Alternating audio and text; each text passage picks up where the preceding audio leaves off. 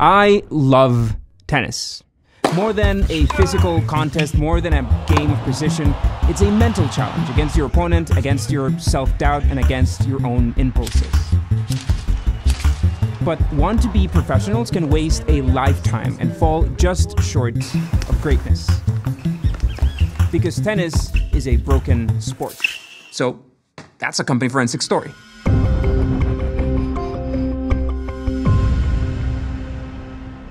When players like Federer or Nadal or Serena or win a big tournament, they make truly millions of dollars. And this guy is special. Some people obviously hate him. People in that country are frustrated, and when they see favor being given to someone who's not... All of a sudden he's been exempt and can play, and I think it's an absolute disgrace. And he had any grace, he would go to the airport and go home because he's making a mockery of his favorite tennis tournament. But he is important to our story, so we're gonna have to talk to him in a little bit. So then we have the sponsors. You would assume that being a professional tennis player would translate into a decent income. But does it really? Well, of course, no. Right now, the ATP, that's the Association of Tennis Professionals, registers around 1,700 ranked players. In the WTA, there are about 1,600 ranked female players. Out of all of those players, only 128 players are granted direct entry to a tournament like the US Open. So making it to the big show is already tough on its own, even for these professional, officially professional players. So surely you're getting a reward for it, right? Well, now that might seem like a lot of money for losing in the first round, but out of that money, you have to count your travel expenses, your trainers, your food, your equipment, plus all the tournaments that you've had to play to get a higher ranking to be able to get into this tournament in the first place. So yes, a big name player in tennis can mean a lot of money in prices and sponsors, but for the rest, the majority rest of the professional players, making money out of tennis is almost impossible. Let's take Michael Russell, for example. If you haven't heard of him, that's okay. You'd have to be a pretty big tennis fan to know about him. I didn't know about him before researching this, so anyway. His highest ranking was 92. And just before retiring, he had made more than $2 million in his tennis career, which, yeah, I mean, sounds like a lot of money. Then you factor in that this was over 15 years. His expenses included $35,000 a year in travel, $9,000 just in stringing his rackets. Russell had to travel to smaller tournaments worldwide to make some dough, and he also shared trainers and masseuses, plus constantly looked for the cheapest lodging options available. To make ends meet, he had to earn around $200,000 a year. So when you take numbers like that, it's obvious that a lot of people think about it twice before trying to leap into professional tennis. And he's not the only one. Another example, a more recent example, is Paolo Carreno. To get to where he's now, he had to play more than 140 games. In 2013 alone, he played 71 matches. In some cases, he earned around $1,300 per win, so he would even lose money on those matches. In 2019, Chris O'Connell was 25. He had reached 139th in the world rankings and won 82 matches, more than any other player, male or female, in the Pro Tour. His total earnings, after expenses, were around $15,000. And this is even worse for women. Female professional tennis players can expect to get around 80 cents on the dollar compared to their male counterparts. And that happens in one of the most equal sports around. The US Open and the rest of the Grand Slam events are some of the few sports events in which women and men earn the same. But outside of these big tournaments, the struggle is no secret. In 2020, for example, Serena Williams' coach lashed out at the unequal environment that players outside the top 100 earn. Something was wrong, really, clearly. Of course, it's hard to make money as a professional athlete in any sport, but what happens when you compare tennis to other professional sports? In 2018, Noah Rubin earned $225,000 in prize money just that year, which again sounds like a lot. Well, a golf player with similar ranking would have earned around $600,000, maybe more. The point is, tennis needs a solution, and money is just a symptom of a bigger problem instilled in this sport's DNA. But to talk about tennis DNA, who better than Andrew Riley? If you don't know who he is, he just usually doesn't go in front of the camera, but he hosts the Cult Tennis channel, which I am a big fan of. So on the surface, professional tennis seems to be in a bit of trouble. Its best-known stars are at or nearing retirement age with no mainstay replacements in sight. The press has had a field day with a number of high-profile scandals as of recent, and the latest worldwide pandemic you may have heard of threatened to shut professional tournaments down for a long time. But was the overall sport of tennis hurting? Not quite. Evidence, in fact, points to the contrary. In 2019, Grand Slam television viewership grew 20%, with fans watching tennis on average 36% longer than usual, indicating a stronger than usual public interest in tennis. Though the virus put a temporary hold on things recreationally, the inherent socially distant aspect of playing tennis proved to be a boon for the sport, with 2020 racket sales increasing 38% year over year and recreational participation increasing 49%. In fact, compared to other sports, tennis is seen as one of the most inclusive activities to participate in, with studies showing 53% male engagement versus 47% female. All appears bright and rosy until we make our way up to the top echelons of the game. Now don't get me wrong, tennis remains one of the most popular professional sports worldwide, and a cash cow at that, with revenue generated from its 4 Grand Slams alone rivaling that of major sporting franchises. It's how it delegates that money to players. That's where the problems begin. Tennis is unequal. There it is. Just look at tennis's prize money distribution compared to other sports. Now, of course, who is to decide what is a fair income for players of all levels to receive? For the executives running the show, such as ATP chairman Andrea Gaudenzi or WTA chairman and CEO Steve Simon, both agree that talent and success dictate earning potential. Therefore, similar to good old capitalism, the top players deserve the lion's share of all earnings. While many might agree with this sentiment, the inequality issue rears its head when the 100th best tennis player in the world, a player who, like many others, helped the multi-billion-dollar sport stay afloat in major competitions, hardly makes enough to scrape by after expenses, whereas the 100th best in many other sports might earn far more for their efforts. Take former ATP player Ryler De Hart, a former top 200 ranked player whom, despite earning a spot into 2006's US Open qualifying draw, by his own account spent that week crashing on a dingy pullout in some friend's hotel while dining on McDonald's Egg McMuffins. A step up, in fact, from the cement floors he had thus far been accustomed to.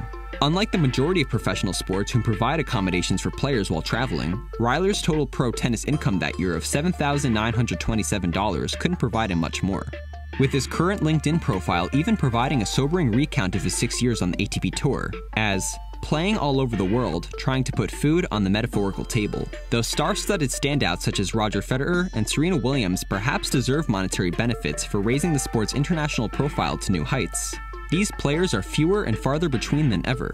And when pay is so comparatively low for up-and-coming professionals, the ATP and WTA might be biting the future hand that feeds them. Taking matters into their own hands, players in recent years have responded by attempting to change the sport so that lower-ranked players receive more prize money. Of course, trying to overthrow the old ways means overthrowing the entire system. So how do we fix tennis? The ATP was born in '72 to protect the interests of professional tennis players. It created the ranking system that became critical to this story. But it's not only that, it also governs the world's most important male tennis tournaments. Rankings are super vital in tennis because they set the standards for players participating in different tournaments. Now, if we're talking about prices and numbers, it's time to talk about our sponsor for today, which is TurnMogul. We've been working with TurnMogul for months now as they've sponsored a bunch of videos in our channel, but before that, we were actually customers of theirs. We've been using their SaaS platform for years to track the growth and the decay and the churn and all the metrics around our SaaS product. Today, we generate revenue from a lot of sources, from YouTube, from these sponsorships, from non-subscriptions, from our agency services, and from SaaS. And we consolidate all these sources into their platform. Also with TurnMogul, you can run cohort tables and lifetime value reports and even filter customer sources by tags, see how customers pay, compare what the lifetime value is of a customer that came from this campaign and from other campaign. It's been a vital tool for everything we do. And it's free to use. If your company has under $10,000 in MRR, you can use it for free by signing up at turnmogul.com/Slidebean. And you get a discount if your company is bigger than that. Okay, so back to tennis. Speaking of rankings, Vasek ranks 133 globally at the time of this video. His record is 129, 168, and he's made about $6 million since he turned pro back in 2007. That's before expenses. And he does have a lot of friends in the ATP. Plus, he's been kind of frustrated lately. He's calling someone an asshole, and that someone is ATP chairman Andrea Gaudenzi. After this rant, he took to Twitter to apologize, but it is vital that we understand why this happened originally. Professional athletes aren't supposed to burst out like this, of course. Because you see, Pospisil is a crusader for the lower ranked players. His goal is to make the sport more equal and to give these players more money. To him, the ATP doesn't care about the players the way they used to. Instead, it's become this anti-competitive organization that concentrates wealth honestly on the top 10 players in the world. So Pospisil created the Professional Tennis Players Association in October 2020. We are live on YouTube. This is the PTPA. With the idea of helping to protect the players' interests. But when he announced his plan to Gaudenzi, the chairman replied with, "Can't you wait?" Because you see, Gaudenzi had taken the reins of the ATP just months prior, at a time in which the sport needed to reignite interest in the public. So Gaudenzi and Pospisil don't get along, of course, obviously. But Pospisil does have the support of one other player. The new project, a new idea. This is not my idea or Vasek Pospisil's idea. We are just executing something that the previous generations in the last 20 plus years have attempted to do. This number one player supports the PTPA, and he's co-president too. The anti-vaxxer has also been critical of the ATP and its inability to agree on anything that helps the players. Immediately after the news, they were asked to step down from the ATP's Player Council, which they used to be a part of. But this isn't the first time a player has supported the creation of this union. As for the other big names, Nadal and Federer, they distanced themselves from this rebellious group. It wasn't a time for division, rather a time for unity. But before we dive into the topic of divisiveness and unity, it's important to highlight that players such as Federer have made efforts in this topic. In 2012, he led a group of players to negotiate with the Grand Slams to ensure that early round exits had a higher income, which eventually led to the US Open paying first round exits $75,000, which of course many love. So when it's about money, everybody agrees that more is better. But when it comes to equality, that's harder work. Belly change. Bobby Riggs. I had a great idea. Male chauvinist pig versus hairy-legged feminist. You're still a feminist, right? I'm a tennis player who happens to be a woman. So in '73, Billie Jean King played Bobby Riggs, a former number one, and won. A total of 90 million viewers watched the battle of the sexes, marking the beginning of female tennis players being in the spotlight. Many female tennis players have become icons, and we have, of course, the Williams sisters, who are on this whole other level. But historically, it's always been men on one side and women on the other. Ironically, efforts to integrate the Women's Tennis Association and the ATP have existed for years. Our biggest event are combined. The fans want to see both. So if we need to start selling, packaging, and distributing the product as one product because we belong to the same storytelling.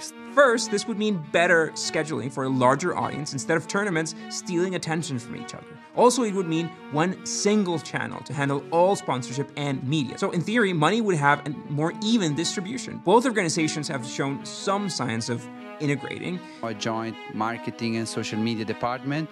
We are also looking into aggregating the commercial rights, so it's progress. Whatever the best solution is, it needs to come fast. The sport still concentrates much of its wealth in these top-ranked players. The top 5 harnessing around 40% of the total prize money in major tournaments. That's going to take a long time to change. It's been a struggle for decades, and most likely it'll continue to be a struggle for years to come. And the topic is out there now more than ever. Tennis is too unequal, and that has to change. But that's not the only struggle here. Top-ranked players suffer as well. In 2021, Naomi Osaka avoided press and received a $15,000 fine. And after the incident, she spoke of the tremendous pressure that she faced and how it was affecting her mental health. Iga Swiatek won the 2020 French Open and then saw tennis balls as soon as she closed her eyes, which rendered her unable to sleep. Even Björk Born was a Swedish superstar who left tennis at 25 after losing the 81 US Open final. And he left the sport. He took his car, drove away, and never played another Grand Slam again. Agassi, or Jennifer Capriati, or Martina Hingis are some of the names who have openly discussed their drug abuse during their playing years. It is a good thing that it's becoming more visible. After all, more eyes on the sport eventually translates into more change about to happen. The US Open and other events have increased their early round exit money. Big tournaments ensure that female and male players earn the same prize money. Other tournaments will embrace paying more to the lesser ranked players, and who knows, maybe even the ATP and the WTA merge to guarantee better conditions for all players alike. Perhaps now we understand even more why every time a player loses, it's not just that match. It's the pain of losing a match in a game that they love and hate, a sport that's beautiful and flawed at the same time.